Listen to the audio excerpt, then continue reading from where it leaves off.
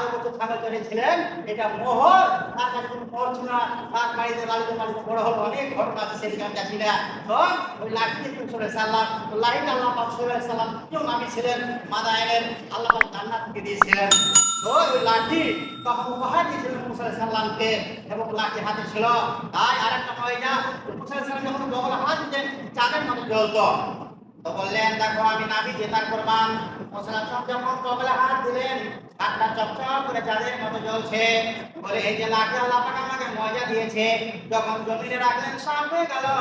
তখন সেই ফেরাউন বলল, হায় রে, তুই তো বড় জাদুঘর, তোর লাঠির ভিতরে এত জাদু আছে, তোর জাদুর সঙ্গে আমার কিছু জাদুঘর আছে, মোকাবিলা হবে। একটা সময় হয়ে গেল, একটা নির্ধারিত সময় হয়ে গেল, একটা ময়দানে যত জাদুঘর ছিল শহরের, সেই ফেরাউন এলান করে দিল, একত্র হয়ে গেল, জমা হয়ে গেল।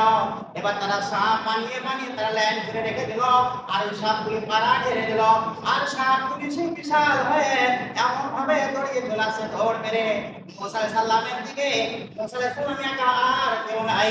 মুসা সাল্লাম ভয়ে ভীত হয়ে গেলেন, আমি শেষ হয়ে যাবো, মারা যাবো। এতগুলি সাপ, হাজার হাজার সাপ আমার দিকে দৌড়িয়ে আসছে।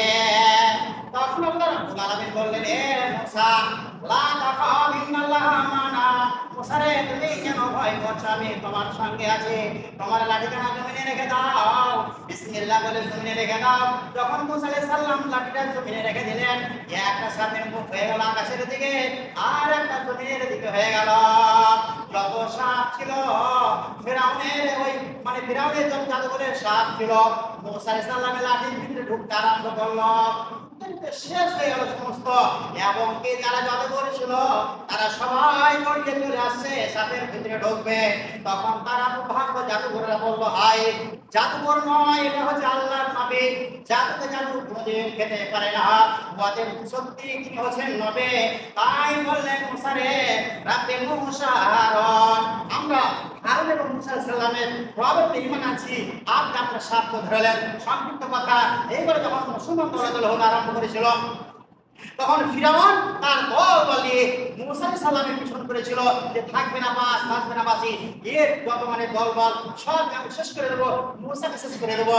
এবারে মুসা সাল্লাম পালায়ন করছেন, এবং তার সঙ্গে সাথীরা আছেন।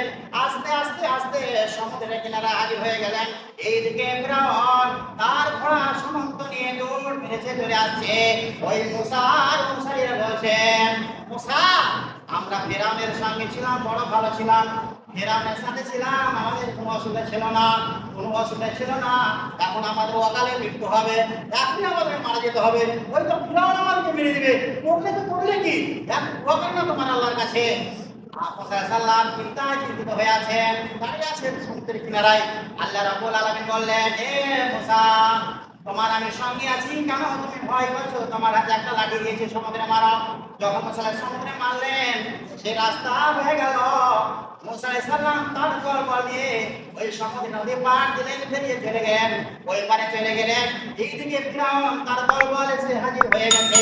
ফিরাউন গর্ব করছে, অহংকার করছে, বলছে, কি বলছে জানেন ফিরাউন?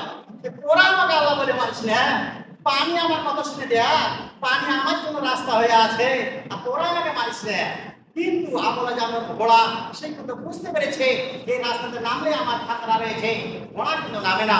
আল্লাহ পাক বলে, জিব্রাইল, ঘোড়ের মধ্যে যা হাদিসের মধ্যে পাওয়া যায় এবং তাফসীরে পাওয়া যায়, ওই জিব্রাইল সাল্লাম যখন ঘুড়ির মধ্যে ওই রাস্তার মধ্যে আসলেন, ওই নীলনদের সমগ্র রাস্তায় যখন কি আওয়াজ করলো, ঘোড়া তখন সেই ফিরাউনকে রাস্তায় নেমে পড়লো, পিছনে তার সঙ্গী সাথী ছিল সবাই নেমে পড়লো।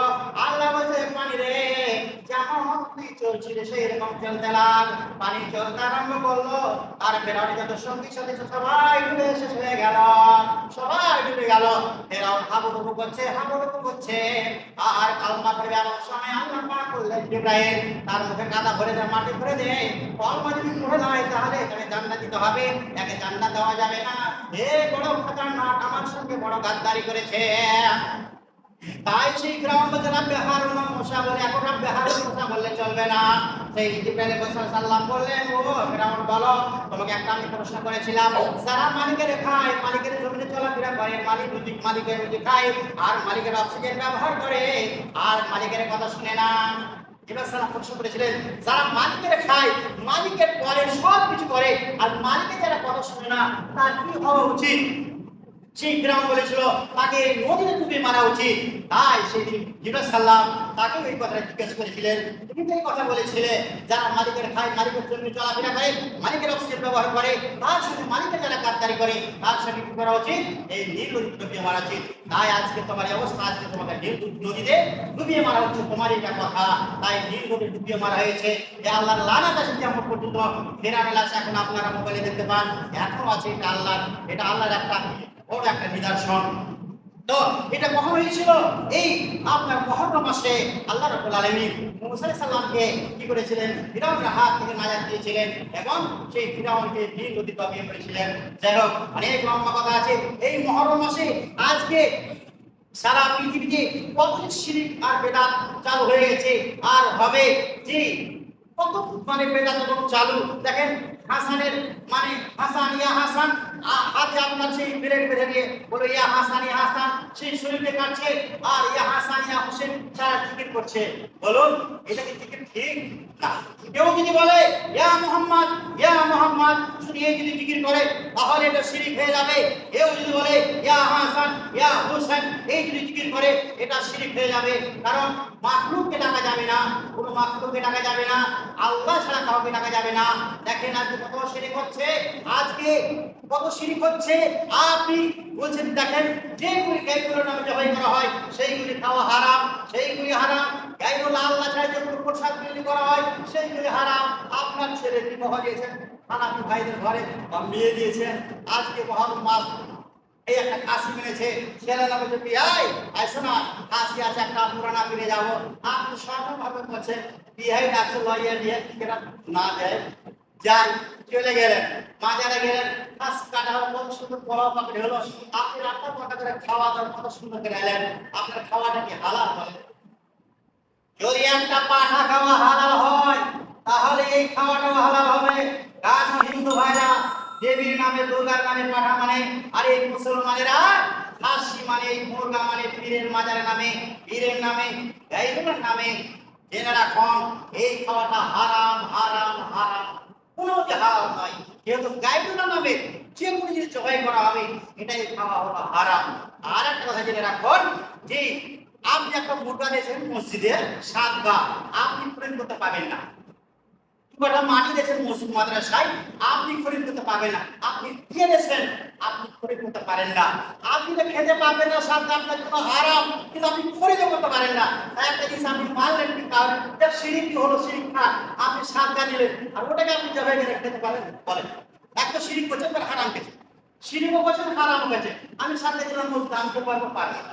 যাই হোক, তো আপনার বিয়ে ডাকলে যাওয়া যাবে না, সেই খাওয়াটা হারাম। এবং ইয়া হাসান ইয়া হোসেন এই যে তার সম্মান আছে, দেখেন একটা মানুষ মারা গেলে 3 দিন শোক পালন করা যায়, আর বেশি যায় না। মানে বছর ধরে শোক পালন করছে। আর ইয়া হাসান ইয়া হোসেন শরীর করছে, কত কি কাটছে। এবং তারা কি বলছে যে পীর যদি আমরা না ধরি, পীর হলো সিঁড়ি, আর সিঁড়ি না হলে ছাদে যাওয়া যায়। আল্লাহ রাব্বুল আলামিন বলেছেন ওয়া ইয়াবুদুনাল্লাহা মা লা ইয়াযুররুহুম ওয়া লা ইয়ানফাউহুম। আল্লাহ রাব্বুল আলামিন বলেন মা লা ইয়াজুরু লা ইয়ানফাউহুম ইয়াকুলুনা হাউলাই শাফাউনা ইনদাল্লাহ। তারা বলছে, বেধর্মীরা বলছে আমরা দেবীগুলোর এই জন্য পূজা করছি যে আমাদেরকে তাদের নিকটবর্তী করে দিবে, মানে ভগবানের নিকটবর্তী করে দিবে। কাফিরেরা বলছে, এরা বলছে যে আমরা দিনের এই জন্য আমরা করছি যে আমাদের আল্লাহ নিকটবর্তী করে দিবে। আল্লাহ বলছেন তারা যারা মাজারে কবরে চলেছে মানুষের ভালো করতে পারে না, তাদের মন্দ করতে পারে না, রবি প্রমাণ তারা কি করতে পারে? আল্লাহ কোরআন বলছে লায়া তুররুহুম ওয়া লা ইয়ানফাউহুম, তোমার ভালো করতে পারে না, মন্দ করতে পারে না, তোমার উপকার করতে পারে না, ক্ষতি করতে পারে না, তাহলে তুমি কি করে ডাকছো? আল্লাহ রাব্বুল আলামিন বলেন সুবহানাহু ওয়া তাআলা নাশিকুন, আমার আল্লাহ বলেন আমি হলাম পবিত্র, আমি এরকম কোনো মাখলুককে দুনিয়াতে সৃষ্টি করিনি যে তোমরা তার ইবাদত করবে, তাকে ডাকবে এবং তারা আমার কাছে তোমার জন্য সাহায্য করবে। এটা সূরা আপনার ইউনূসের মধ্যে আল্লাহ রাব্বুল আলামিন ঘোষণা করেছেন। আপনারা দেখতে চাইলে আসুন আমি দেখিয়ে দেবো। আল্লাহ বলেন যে এরকম কোনো মাখলুক সৃষ্টি করিনি যে আপনার জন্য দোয়া করে আপনাকে আল্লাহর নিকটবর্তী করে দিবেন না, আমি এরকম সৃষ্টি করিনি। আল্লাহ সুবহানাহু ওয়া তাআলা আমি পবিত্র এবং আমার কোনো শিরক আমার